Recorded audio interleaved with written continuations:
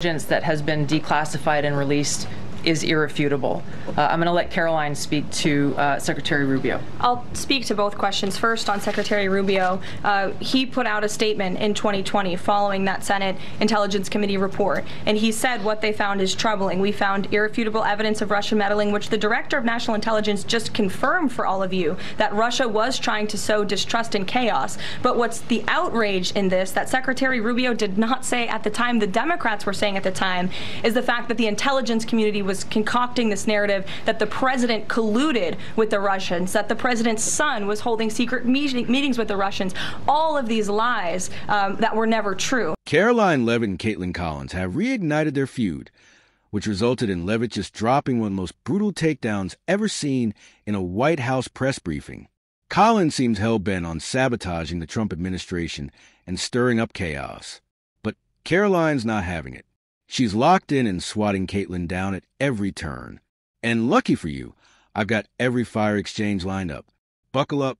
This is going to be one wild ride. Director Gabbard, you referenced the past intelligence reports and assessments on this, including that 2017 one that was signed off, as Ed noted, by every Republican on the Senate Intelligence Community, including the acting chair of the time, now Secretary of State Marco Rubio, who said in a statement that they did not find any evidence of Russian collusion, but they did find, however, is very troubling, and they found irrefutable evidence of Russian meddling. One, are you saying that he's wrong in that statement that he made then? And secondly, what would you say to people who believe that you're only releasing these documents now to improve your standing with the president after he said that your intelligence assessments were wrong? Kaitlan fires the first shot, questioning Tulsi Gabbard's motives for dropping bombshell evidence against a beloved Barack Obama. Now, if you're not catching the game here, let me break it down. Obama's in the headlines for all the wrong reasons, and Kaitlan's scrambling to shift the spotlight. Her move, smear Tulsi and deflect the heat. But Gabbard saw it coming, and what she did next was a power move. She flipped the script, torching both the narrative and the man behind it, and it was pure fire. I want to correct something that you stated, which was citing the Senate Intelligence Committee's report as being one and the same. I think you said the intelligence community. The Senate Intelligence Committee has a very different function than the Office of the Director of National Intelligence. Kaitlan came to fight with a kitchen knife, but Tulsi Gabbard showed up wielding a swashbuckling double-edged sword, and she sliced right through Kaitlan's carefully polished facade. Apparently, Kaitlan didn't even know the difference between the Senate Intelligence Committee and the Office of the Director of National Intelligence, two completely separate entities with separate roles, and she blurred them like a rookie. Being schooled by Tulsi Gabbard in front of millions? That's not just a bad look, it's career cringe. I can practically see the egg yolk sliding down her face as she scrambles to wipe off the embarrassment. But Tulsi, she wasn't done torching Kaitlan. She handed her over to Leavitt for more roasting. Trust me, you'll love this. That has been declassified and released is irrefutable. I'm going to let Karoline speak to Secretary Rubio. I'll speak to both questions. First, on Secretary Rubio, he put out a statement in 2020 following that Senate Intelligence Committee report, and he said what they found is troubling. We found irrefutable evidence of Russian meddling, which the Director of National Intelligence just confirmed for all of you, that Russia was trying to sow distrust and chaos. But what's the outrage in this that Secretary Rubio did not say at the time, the Democrats were saying at the time, is the fact that the intelligence community was concocting this narrative that the president colluded with the Russians, that the president's son was holding secret meetings with the Russians, all of these lies that were never true. Another savage strike from the queen of verbal takedowns. Karoline Leavitt does it again. This time she zeroed in on Kaitlan Collins, who tried to spin Marco Rubio's words into something they were never meant to be. Kaitlan claimed that Rubio, once an anti-Trumper turned MAGA loyalist, had admitted there was solid evidence that Russia infiltrated America to sow disaffection. But here's the kicker. Rubio never said there was evidence of collusion between Russia and Trump. That lie was cooked up in the backroom kitchens of the Democratic Party and served piping hot by their loyal media lapdogs. Leavitt wasn't having it. She pulled receipts, brought context, and laid the whole charade bare. It was another primetime moment where the media's manufactured narrative got exposed, live, raw, and unfiltered. Karoline isn't just playing defense. She's setting the pace, calling the bluffs, and making it hurt, but she's just getting warmed up. also said at that time, we discovered deeply troubling actions taken by the FBI under Comey, particularly their acceptance and willingness to rely on the Steele dossier without verifying its methodology or sourcing. The Steele dossier that many outlets in this room ran as the gospel truth, and it was cooked up and paid for by the Clinton campaign. That's some serious courage right there. Karoline Leavitt absolutely deserves her flowers for fearlessly torching every media outlet in that press briefing room that once treated the Steele dossier like it was the Ten Commandments. No fact-checking, no due diligence, just blind partisan hysteria.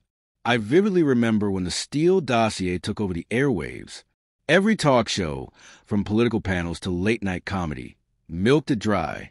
It was their golden ticket to push endless what-if fantasies of Trump-Russia collusion. They didn't just report it, they obsessed over it, spinning dramatic scenarios as if it were Game of Thrones. But when the smoke cleared and the truth came out, that the dossier was nothing more than unverified gossip and political fanfiction, the media had egg all over its face. Embarrassed? That's putting it mildly.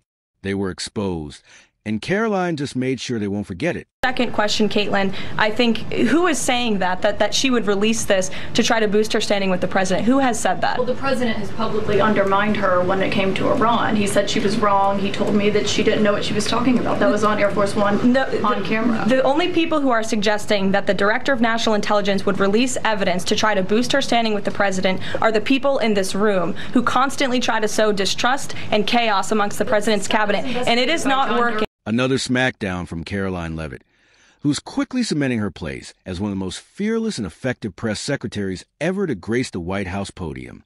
This time it was Kaitlan Collins from CNN trying to stir the pot, asking whether Tulsi Gabbard only released damning evidence against Barack Obama as a ploy to get back into President Trump's good graces. But Karoline wasn't having any of it. She immediately shut the narrative down, firmly reminding Kaitlan and everyone in the room that Tulsi Gabbard never said, suggested, or even hinted at any such motive.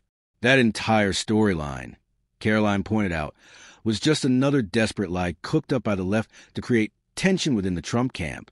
And as the facts started piling up, you could see Kaitlan practically clawing at her own face, visibly flustered as Karoline coolly dismantled her narrative piece by piece in front of a room full of cameras. This set up one of the most tense exchanges you'll ever see in the White House. Take a look. Just answer your question directly. I am with the President of the United States every day. He has the utmost confidence in Director Gabbard. He always has. He continues to. And that is true of his entire cabinet, who is all working as one team to deliver on the promises this president. Karoline Leavitt delivered the final nail in the coffin and buried Kaitlan Collins right there in the briefing room. It was a takedown so precise it left no room for spin. Karoline exposed what we've known for years. The left is so maniacally obsessed with removing Trump from power that they'll fabricate lies, selectively edit videos, and contort reality to fit their agenda. The specific moment Kaitlan referred to involved a heavily edited 18-second clip of Tulsi Gabbard testifying about America's dealings in Iran. A journalist had shown that snippet to Trump, hoping to provoke a reaction. Trump, with his usual candor, simply remarked that the clip didn't fully represent what Gabbard had actually said. That's it. No drama, no dismissal.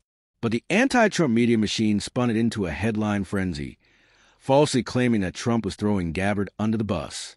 Karoline wasn't having it.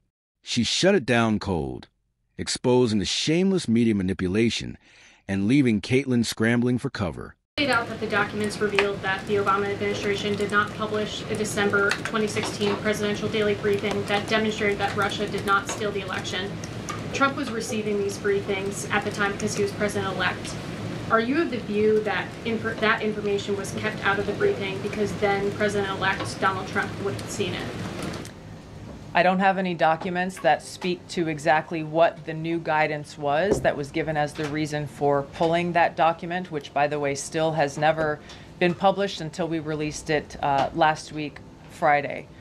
One could assume that they didn't want President Trump to see a document that came from the intelligence community that would contradict the Russia hoax narrative that began through the Hillary Clinton campaign with the Steele dossier. The Democrats love to claim the moral high ground.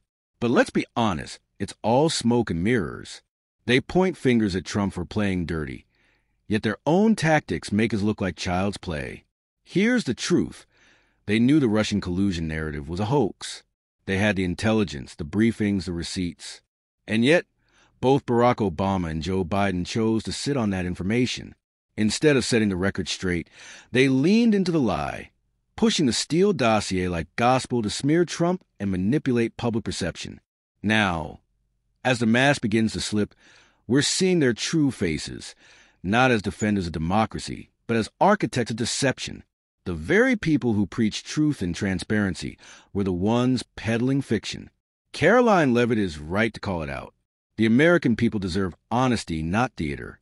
And the curtain is finally falling on the left's biggest performance yet. Said yesterday that Obama committed treason. Do you or the White House believe that the Supreme Court's immunity decision protects Obama from prosecution? Look, I can speak to the president's feelings on this matter. He spoke to all of you yesterday in the Oval Office, but I also spoke to him about this morning.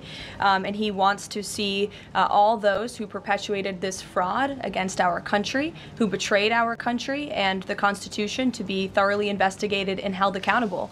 And it's been 10 years of this. And I would just add, based on everything the director has said and declassified, all of you in this room should go through it and take a look at this report and review the intelligence, because unfortunately that hasn't happened. And many of the people who perpetuated this hoax, Clapper, Andy McCabe, James Comey, and many others, have been hired by major networks in this room to go on television and continue to spew these lies, knowing that they are lies. Now, I strongly believe that anyone who played a role in dragging this country down the rabbit hole of the Russian collusion hoax must be held accountable. How that accountability is enforced, legally, politically, or otherwise, is a conversation for another day. But make no mistake, the damage done was real, and the deception was deliberate. Is Barack Obama himself liable for prosecution? That's a question only the courts, and perhaps the Supreme Court, can answer. But what's undeniable is that his accomplices, many of whom Karoline Leavitt boldly name-dropped, were instrumental in orchestrating this grand political charade. They knowingly pushed a false narrative, corrupted public trust, and used federal institutions as weapons against a sitting president. That can't go unpunished. The American people deserve justice, and the era of political elites operating with impunity must come to an end. It's time to stop pretending this was politics as usual. This was sabotage in a suit and tie. Paul just flashback to 2016 and the years after. The entire Trump 1 presidency was embroiled in this scandal that was perpetuated by the Democrat Party. And you had major Democrat Party officials in this city, namely Adam Schiff, Hillary Clinton, Elizabeth Warren, who went on television and told the American people Donald Trump is an asset of Russia. It was a lie. They always knew it. Hillary Clinton herself said that President Trump would be a puppet for Putin. Senator Tim Kaine at the time called President Trump Vladimir Putin's defense lawyer. Adam Schiff stated, and one of the worst things a lawmaker can do is to tell the American people, I know something you don't know, it's just classified and I can't tell you. And that's what he said. I can tell you that the case is more than that. I can't go into the particulars, but there is more than circumstantial evidence now. And not enough people in this room, not enough journalists in this country pushed Adam Schiff to say, what are you talking about? What evidence do you have? Legacy media refused to push back because they weren't just reporting the story. They were part of it, deep in bed with the Democrats. They had one mission and one mission only: stop Donald Trump from running for president again. Objectivity gone, integrity compromised. They abandoned every principle of journalism and swallowed hook, line, and sinker any shred of so-called evidence, no matter how flimsy, as long as it painted Trump in a negative light. No questions asked, no sources verified. They traded critical thinking for clickbait and investigative rigor for partisan theater. They didn't just report the lie. They amplified it, perpetuated it, and sold it to the public as gospel. And when the truth finally began to surface, they didn't apologize or retract. They simply moved on, hoping we'd forget, but we haven't, because the damage they caused, dividing the nation and undermining democracy, can't just be swept under the rug. They weren't watchdogs. They were attack dogs on political leash. Karoline Leavitt pulled back the curtain on a coordinated deception fueled by partisan politics and a complicit media. The Russian collusion hoax wasn't just a smear. It was a calculated assault on truth. Now, With the lies exposed, accountability must follow. The era of unchecked corruption must end, starting now. And this brings us to the end of today's video. If you enjoyed it, then hit the like button and subscribe to this channel for more videos like this. Thanks for watching, and I'll see you in the next.